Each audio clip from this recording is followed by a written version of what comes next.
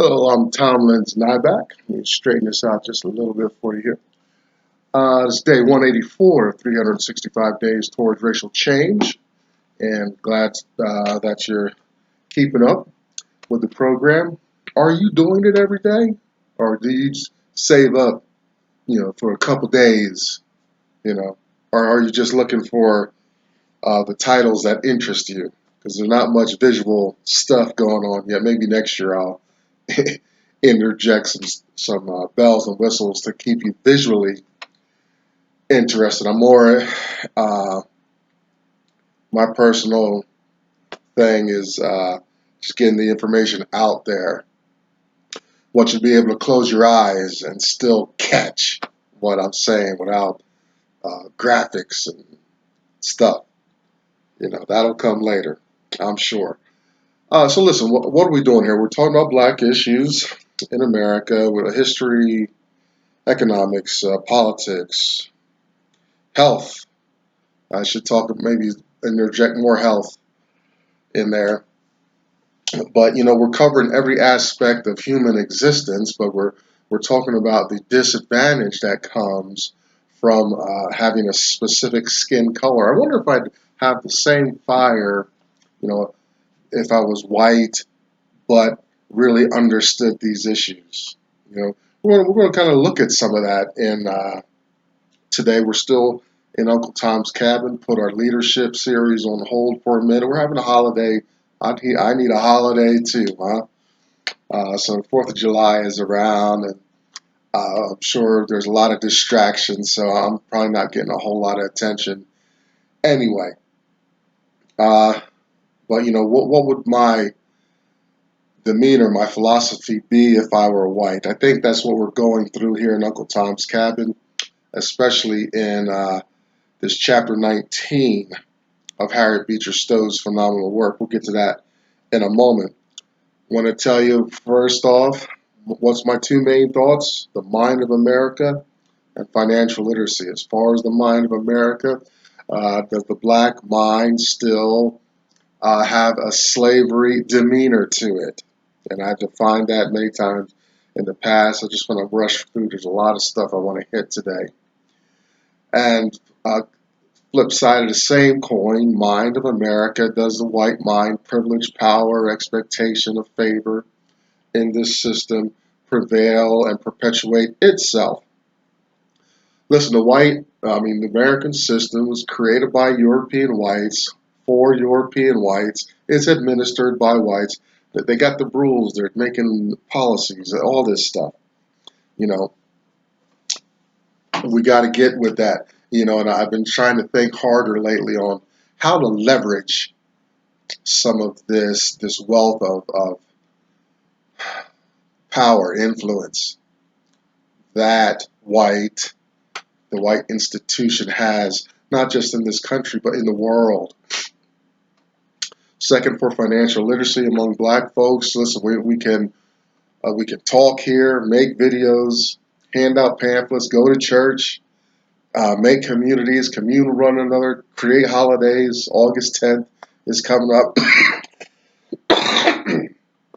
Stay healthy and all that. But if we don't have the fundamental elements of power on the earth, we just can't move stuff.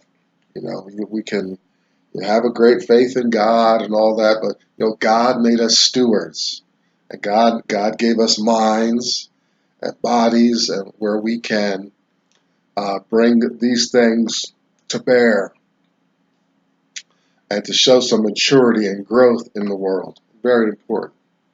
All right. Now, I'm inspired by a man named Dr. Claude Anderson. Read 3 of his works. He's got plenty of material out there. Find him on YouTube, plenty of places.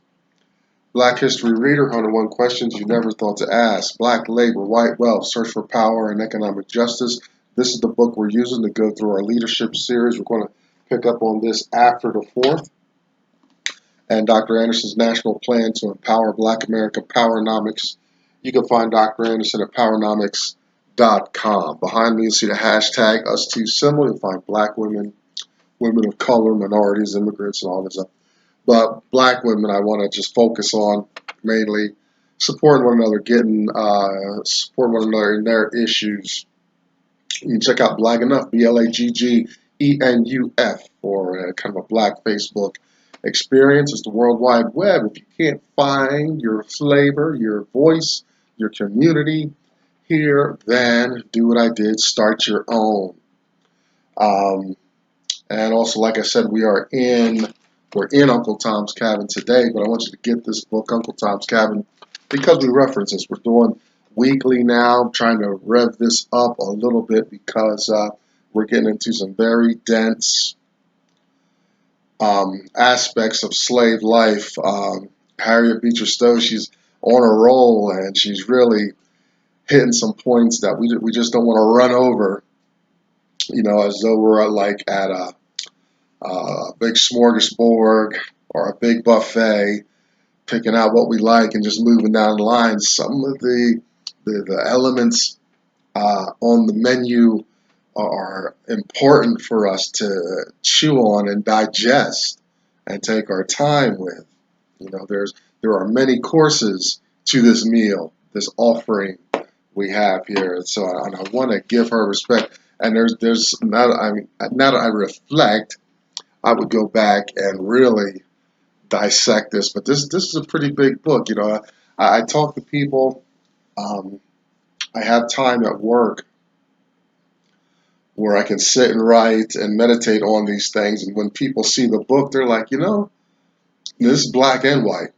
Everybody's heard the term Uncle Tom's Cabin. They'll say, um, one reaction is that they thought it was just a little pamphlet, some insignificant piece of literary work. That's what I thought. Uncle Tom's Cabin. Every time you hear it, every time I heard it, I'd say, oh, it's just some little, I'll get to that. I'll put it on my list of reading. It's probably about 10 pages about poor slave named Tom. No, this is a big, intricate story with illustrations, talking points. Oh my God. So I'm glad that Uncle Tom's Cabin is part of our big conversation we're having here at Racial Change, Day 184, Chapter 19, Part 2. Ophelia's experiences, Harriet Beecher Stowe. She's got uh, her smart device, and she's looking into aspects of slave life, the institution, mostly Southern, but she's picks at Northern hypocrisy when it comes to black folks too. We're going to talk about that a little bit here today. Um, you know, so Chapter 18 was some incidents that occurred and were occurring in the lives of the slaves. Chapter 19 this is more philosophical because you're going to find St. Clare and Ophelia, they're having their ethics debates, of course, but St. Clare is really on a roll. Harriet Beecher Stowe, the author, is using him to really give some detailed commentary on the philosophy, ethics, specifically reasons why this slave institution thrives, continues. It's contrasted with the North in a lot of ways, and we're going to see how this. Hopefully, I'll explain well how some of this connects. So St. Clair, he's continuing. He's reading the paper. Ophelia's upset. She's in knitting or something, and they're talking back and forth about the slaves, and she's bemoaning the slaves because she's from the free North, but the North isn't as it's free, but it's not inclusive. There's a lot of ways we can look at it. Yeah, it's free North. Black people are chained up, regularly whipped, and stuff like that. But they're not commingling up there to any degree by any standards. Excuse me. Excuse me. So that continues to come out. But St. Clare is giving his commentary on the ethics of slavery as he's trying to. He's really annoyed, kind of, as his cousin is giving him the third degree about this. He said, "Look, it's a privileged sin. St. Clare. He agrees that the industry is faulty, that it's taken advantage of a group of people. He recognizes the humanity of the people. We're going to talk about that in a second too. But it's a sin of privilege. He's on the privileged side of it. Cash flow is happening, so he can go gamble, smoke, read papers, sit on lounge chairs, and have drapes and cool breezes blow while these black folks are out in the field giving him increase 200, 300 fold." Yeah, and he says, "Look, this is an inheritance, And he says, "Look, and as a matter of fact, not only is it inheritance, but some of this North-South debate, emancipation, abolition, slavery, these are conversations that didn't even weren't even big issues when I was growing up. Now, some of this, let me just give you some backstories. Harriet Beecher Stowe is writing this as the tensions between North and South are growing. We will say over the slave issue, but if you've been following closely, it's not that simple. It wasn't to free the slaves out of any moral obligation to God or the universe or the world or anything like that. Freeing the slaves was an issue of power. Who was going to control and rule what kind of people were going to be in control of the United States. Go back to the Missouri Compromise, 3/5 of a human being discussion. You can find that here. That's if you put some of those words into the search, you'll find my commentary on that, and we're going to revisit that issue, I'm sure, before the year is out. So in the midst of these tensions, St. Clare is wrapped up. Remember, St. Clare is a fictional character, but St. Clare is wrapped up in the tension between North and South, that growing tension in his commentary. It's natural for her to write that into his character. He didn't originate slavery; he's just perpetuating it. He's privileged. Now, his father was an aristocrat. The aristocrats were, those people, the minority. Now, remember, in America, like in America now, blacks are a minority, but we're still classified as blacks. So we don't, because we're not a minority in the sense of what it means. See, whites were originally the minority because they shipped all kinds of blacks over here, and there's a bunch of they enforced all kinds of actions and activities to keep the black majority under control through militias and things like that. Castration was a part of that. So his father's an aristocrat. I need to interject that minority majority conversation because the aristocrats are like, we are an elite ruling class. We're a minority. We have the power that still exists in America today. Even we have the whites may be in control and running stuff, but even the whites have an extreme minority overclass really running a whole lot of things, not just in America, but around the globe. And so his father's an aristocrat, and the aristocratic thought is, I need to get a return on investment. There's no feelings. Some of the way the slave South um, assuages any feelings about abusing black people is they degrade, they dehumanize black folks. As his father, St. Clair Sr., said, hey, he absolved himself from all responsibility by feeling like the black slaves are simply some kind of missing link between farm animals and white folks. That's St. Clair Sr.'s thought. And with that thought, dehumanizing black people, he's able to carry on and, you know, get those slaves out there to get his money.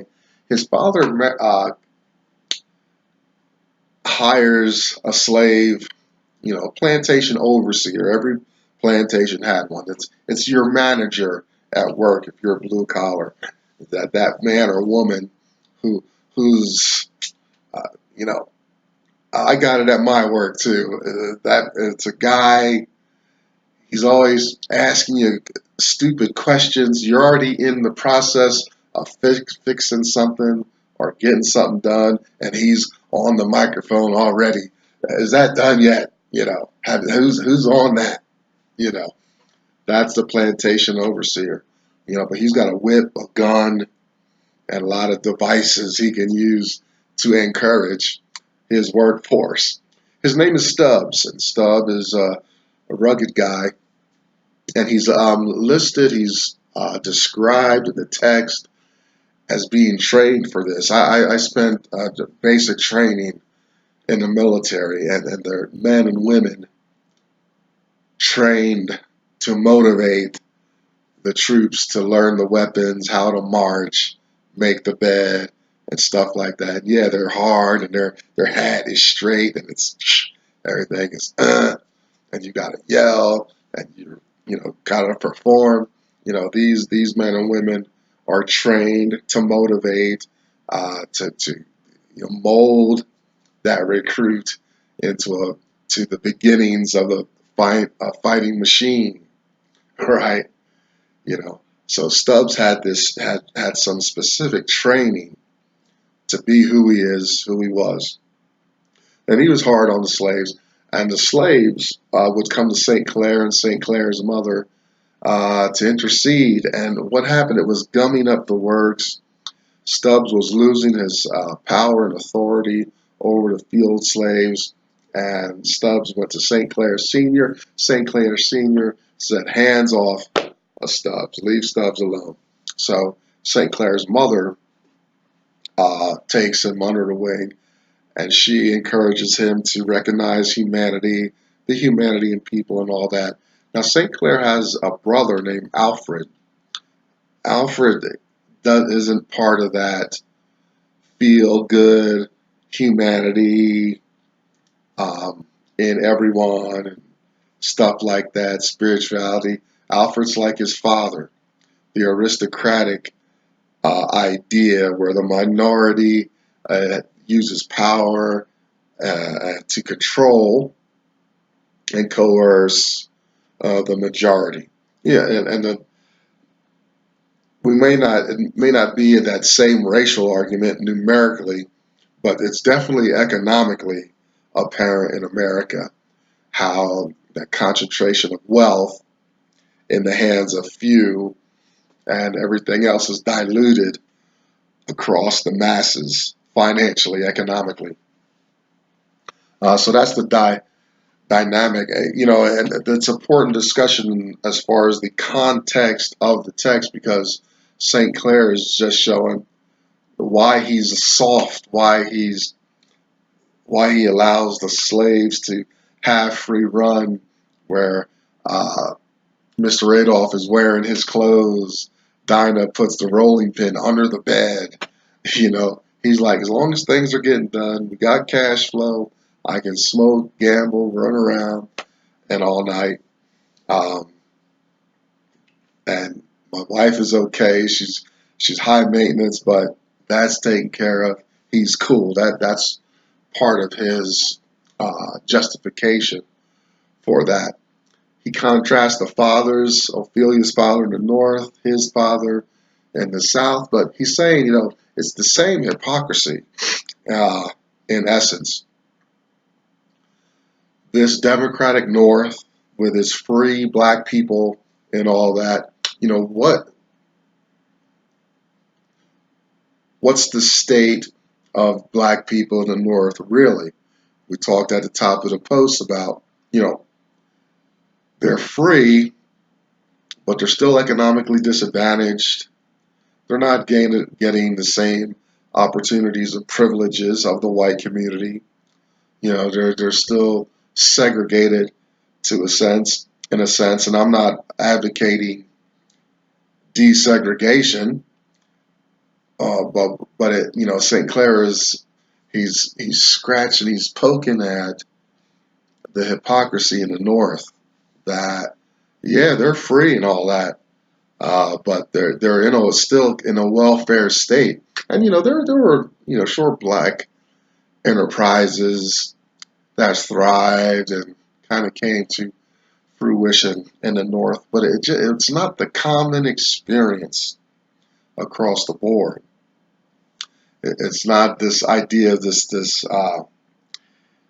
equal participation where there's the blacks are competing openly and equally with the white ruling class up north. You know, he says, look, in the South, it's almost simpler. Just keep them enslaved. We keep them fed to a degree. Yeah, Prue got whipped to death. That happens, but for the most part, we're going to clothe them, feed them. Yeah, they got to stay confined. They're beholden to us generation after generation. They're born into this situation. But St. Clair's like, in some ways, our black slaves are better off than their free black people in the North. And he further, at the end of today's post my notes, he says, look, I went to England, right? And it's interesting. Europe kind of cast off this slave culture a lot faster than America did. Europe had it, but it just didn't kind of work out. Probably mostly because it was their own kind. So they had the indentured servants system and things like that. Not much of the outright slavery of America along color lines, slavery on steroids. But he says, look at the free lower class in England. He says, look, I've been there and I'm an eyewitness. They're almost worse than our slaves here in the South. They're starving. They can't they get their needs met and all that stuff. And they're free and all this freedom and stuff like that. It shows it's not just emancipation considerations, things like that. The slave, the black person, they need that filler, that support to compete and participate in whatever system they find themselves. If you just put them out there on the street, they're just going to be at the mercy of whatever comes down the pike. We're seeing that right now at the southern border. Uh, with this humanitarian crisis. If America doesn't offer some hope and all that, these people are going to turn away and they're going to be like, you know what, man? I'm exasperated. I'm going to throw my energy and support along with whoever gives me a hand up. Whoever helps me out, they get my allegiance. That's dangerous, very dangerous. Just think right now, if Mexico or the Central American nations suddenly became friendly to hostile nations and just let them come on board, we're going to be in a world of trouble, because you got a whole lot of people that we got bound up. I saw terrible pictures today. I come through America's mission and shelter system.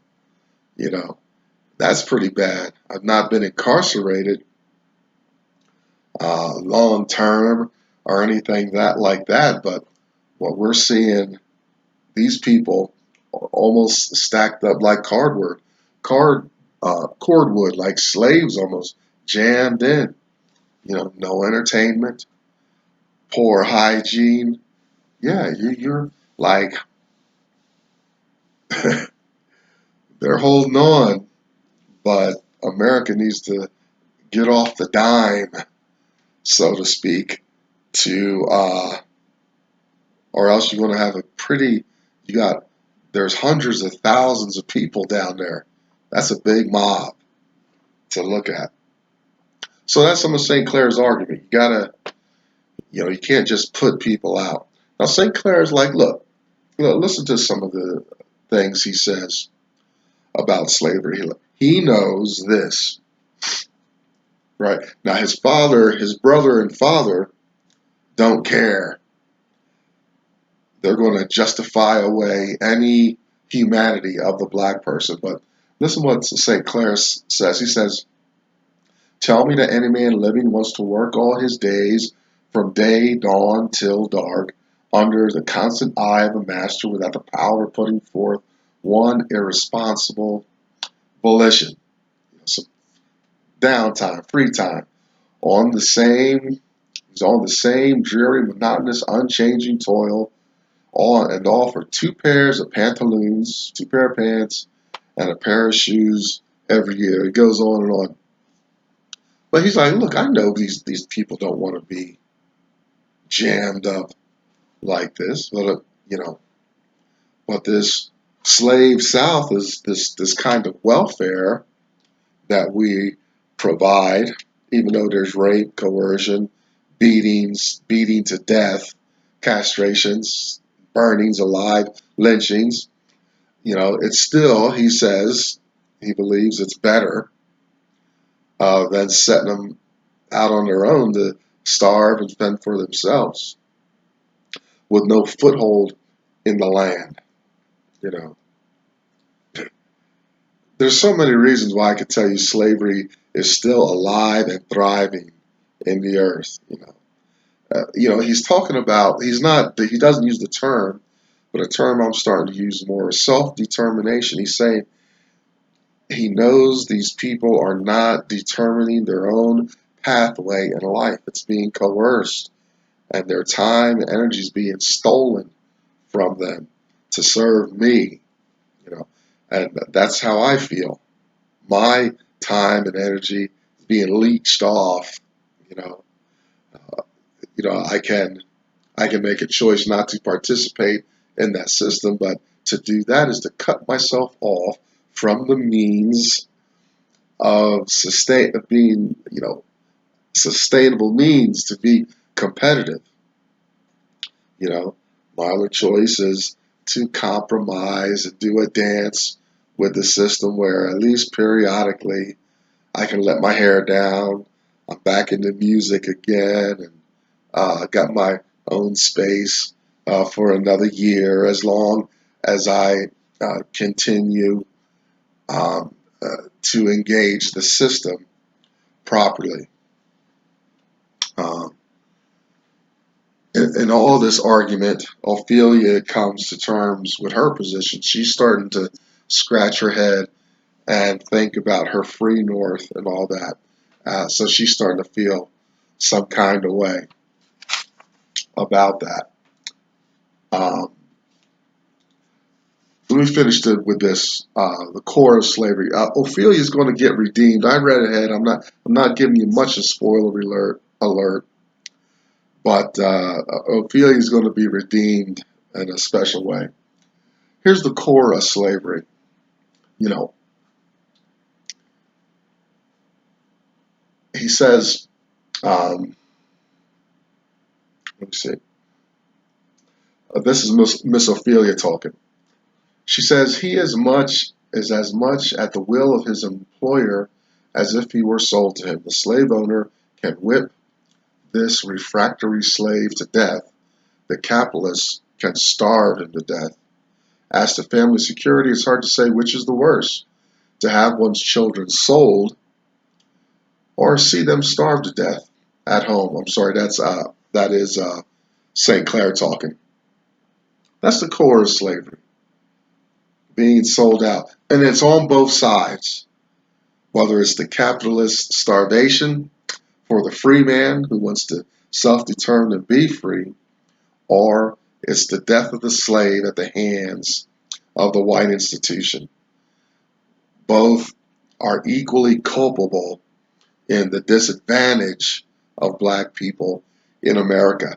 I'm Tomlin's Nyback. That's day 184 out of the way. 365 days towards racial change. I'm going to see you tomorrow. We're going to do part 3, maybe even a part 4 here.